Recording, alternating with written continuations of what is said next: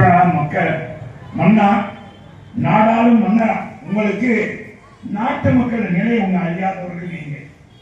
நாட்டு மக்களோடு இருந்து நாங்கள் மக்களோடு மக்களாக இருந்து நான் மாளிகையை பார்த்தவர், நீங்க மாளிகையிலிருந்து மக்களை பார்த்தவர்கள்.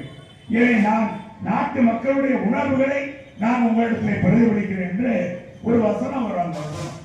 அதே வசனத்தை வந்த உடனே இந்த எளிய சட்டத்தை அதுவரை வெள்ளக்காரன் போட்ட சட்டம், வெள்ளக்காரன் காலத்திலிருந்து வந்த சட்டத்தை மாற்றி ஒரு சைக்கிளை இருவர் போகலாம், லைட்டிலே தான் போகலாம் என்ற சட்டத்தை உருவாக்கியவர் மனித புரட்சி தலைவர்.